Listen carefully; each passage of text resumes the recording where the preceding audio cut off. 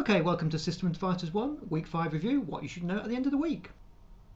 So in this week's lecture we're looking at the internals of our processor, its instruction set architecture, so how we're going to build it and what instructions it should execute. So we kind of introduced the idea of an instruction with our chef analogy, so the chef reading that cookbook, processing its ingredients in the larder to bake a cake. So hopefully now you're happy about what an instruction is in terms of its opcode and operands. Then we introduced the instructions that we'll be using on our first version of our processor, the Simple CPU version 1A. So do make sure you're happy with this table, so you can identify the instruction names, their mnemonics, their RTL description, so a description of what each instruction does, and the bit fields used in their implementation. So just a quick reminder, this notation here is the updates kind of symbol. So the accumulator is updated by a value, and that value is stored in the instruction. It's immediately available because it's the immediate addressing mode. So we have type 0 instructions, our immediate addressing mode instructions, immediate because the data is immediately available because it's in the instruction itself, type 0 because the top two bits are 0.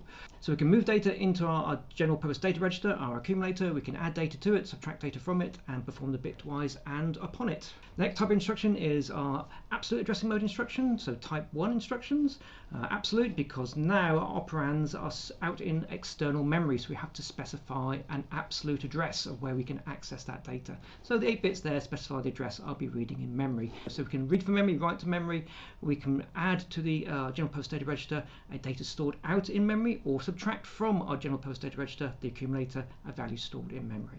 Finally, we've got the direct addressing mode instructions, our type 2 instructions, and these are our control instructions, so our jump instructions, which allows us to have loops. So we've got an unconditional jump, so when we execute this instruction here, it will jump, the program will jump to a specific address as specified here. And then we also have unconditional jumps, where the jump is conditional on the general purpose register's value, our accumulator. So jump if 0 and jump if not 0.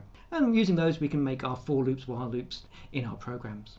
So we went through and looked at some examples of different types of instructions executed on this architecture, and we stepped through each of the phases, so the fetch, decode and execute phase, to see how the data moves around our machine, how the machine is reconfigured to process each of those instructions. Make sure you're happy about what's actually happening inside the machine at each instruction phase.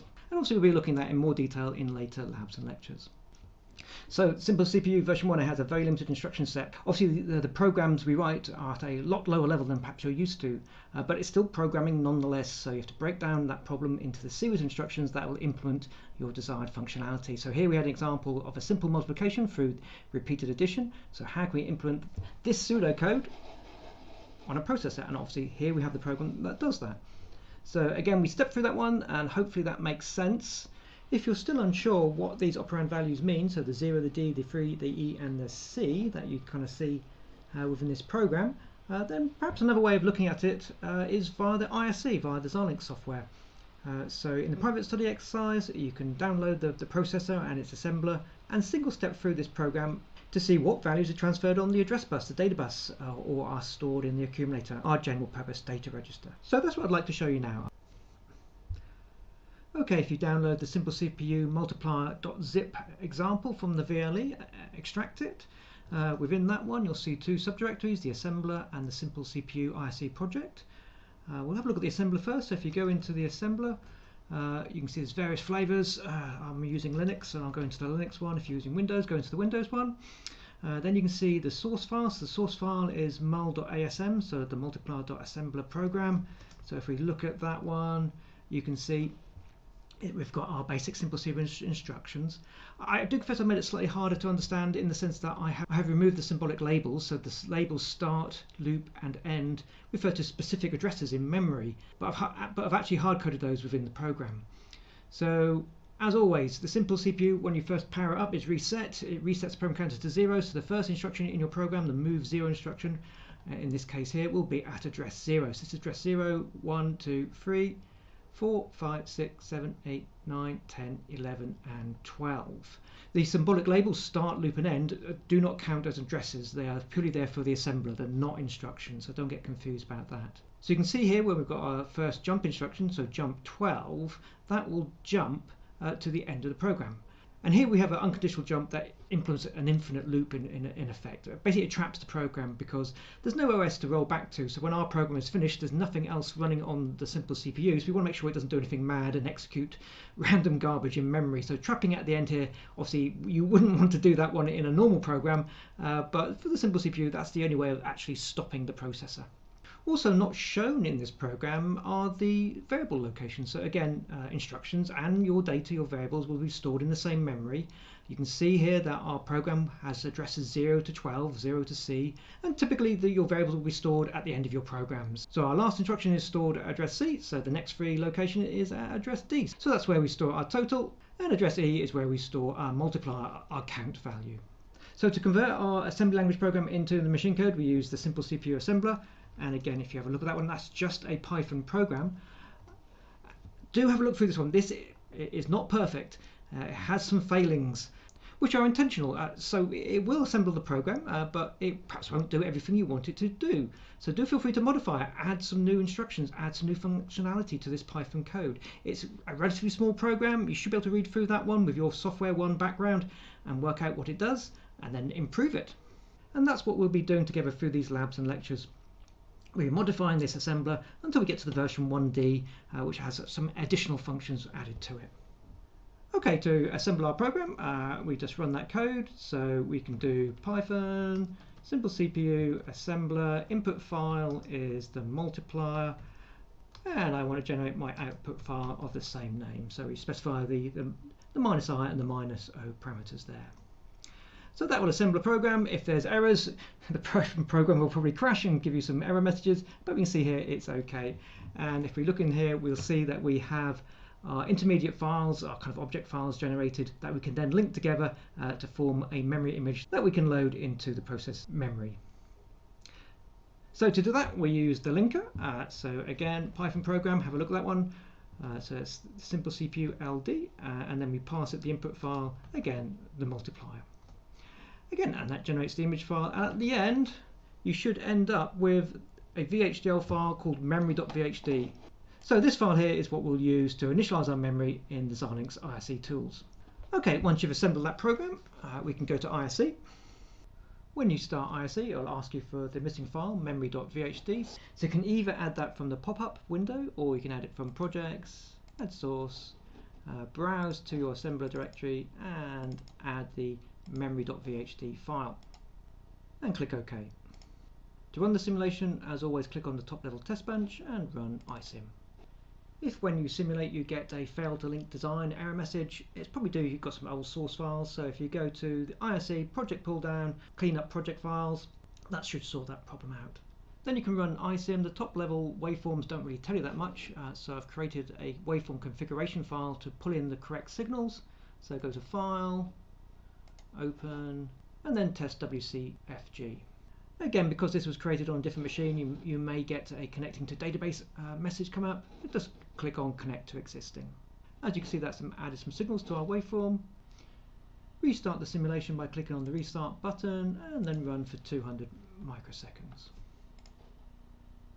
Zoom to fit at the end, and then you can zoom in and look at those various values. So what we have here is the data buses, the address bus, the write enable signal, the accumulator value, the instruction register value, and the program counter value. So again, if we zoom in, you can see our program counter going from address 0 to address 1, address 2, address 3, going through. You can see the instruction register, so you can see now these are the machine code instructions coming in. So again, look at these bit patterns, see if you can spot what they are. Obviously, an instruction starting with 0 is the move instruction, so move 3 there. Go look at the slide. Hopefully you can make that association. And as we go through, you can see eventually the address bus enters the value C, so that means it's constantly jumping to address C, so we're in our infinite loop at the end of the program, so we know it's finished. If we look now at the accumulator value, which is this one here, we can see it reaches the value 1e, which is obviously the value 30. Again, if you want to make sure that is so, at the moment it's in hexadecimal. If we right click on that one, change its radix, its base, to unsigned decimal, there you go, you can see we've added to the value 30, so we've done our multiplication, so 10 times 3. So have a look at those signals, make sure you can see what the opcodes are, make sure you can see what the operand values are of the instructions coming in. make sure you understand why these addresses in the program counter are changing as they are, and you're happy with the values in the accumulator changing as this program executes. Okay, I think that's where I'll leave it there, and now we can move on to the exercise sheet. Okay, this week's exercise sheet. So hopefully you can answer these questions with a little bit of logical reasoning about what the processor needs and how the information regarding its data buses and its address buses affects the structure of its instructions. So go back and look at those lecture slides and see if you can work out what these architectural features would be and how these instructions will be implemented. And finally, at the end of this section, we're looking at signed arithmetic again. So again, how we do addition and subtraction using signed values. And we'll come back to this one again when we look at the implementation of our processor. There can be some subtleties about how these calculations are done within the processor, given the limitations that we have on the immediate value, the size of the constant we can represent as an immediate value within an instruction. Finally, at the end of the question sheet, we have our robot controller. So we're looking at a subsumption architecture. So we're implementing the behaviors of our robot using various hard-coded state machines. And this one here implements the search behavior, a circuit that generates a fixed output sequence. So again, if you look at the circuit, it's basically a ring counter again. So you've got your three flip-flops in series, and you can see that the output here goes back round to the input at the beginning. So the reset circuit for this sequence generator is a little bit different to what we've seen previously. Previously we would have had either a preset line or a clear line to load that initial value in. But for this one here, we call this a synchronous reset. So what we have to do is you actually have to clock in the initial state. So what we will do is we'll hold the reset line high, so in a logical 1, as you can see here at the start, and then clock our flip-flops, and after that will clock in our initial state. So for us that will be a 1 will come into this OR gate, so the first flip-flop will be set to 1, and the rest of the flip-flops, because we've got an inverted one here going into AND gates, so one of the inputs will be a 0, so the input to these D-type flip-flops will be a 0. So you can see that at the beginning here. So 1, 0, 0 is our initial state. Then the reset line goes to a 0, so I can allow it to clock through the values, and you can see now the behavior of our sequence generator unfold, implementing the truth table that we were trying to build at the top here. Okay, and now just to finish off, a very quick overview of what we did in this week's lab. Okay, in this week's lab we were looking at flip-flops. We're looking at how we can use those to improve our bug trap. So the first flip-flop we looked at was an SR flip-flop, a set reset flip-flop. I did hum and haw whether we should look at this one or not in the lab, but I wanted to make sure that you were happy with what the standard implementation for an SR flip-flop is. So the one in the lecture where we use an OR gate, an AND gate, and an exclusive OR gate, I feel is more intuitive and easy to understand. But when you look at what is actually implemented on silicon, if you want to build one of these, then it'll either be a cross-coupled pair of NOR gates, as we've got here, or cross-coupled NAND gates, as it uses less gates. Unfortunately, the analysis of this circuit is a little bit more complex because you've got outputs feeding back into inputs, which we've not seen in its kind of standard combinatorial logic. So it's a little bit more difficult to analyze, but fingers crossed, touch wood, the description and diagrams that are below this hopefully allowed you to kind of work that one out. But don't worry too much if you didn't. This is kind of like an extra little bit. Then we used our SR flip-flop to implement the LED control in the bug traps to see if a bug had entered the trap, eaten the bait, and ran away. Then we moved on to our D-type flip-flop and looked at how we could use that in a ring counter. So we saw how we could build a ring counter to flash the LED on and off, so it would be on for 1 clock cycle and off for 2 clock cycles. We continued to develop our system, and we then implemented a binary counter using a 3-bit register, you can see here, and a adder circuit. So this is a key checkpoint, a milestone for the lab, so make sure you're happy about how you can wire that up to implement that counter functionality. And then finally we pulled that all together, so our SR flip-flop, our binary counter within the delay circuit, and the ring counter into this final super bug trap to implement more complex behaviors. And effectively this is building a state machine, so a machine that has different behaviors that are determined by its internal state. Okay, I think that's where I'll leave it there, and I'll talk to you in the next lecture.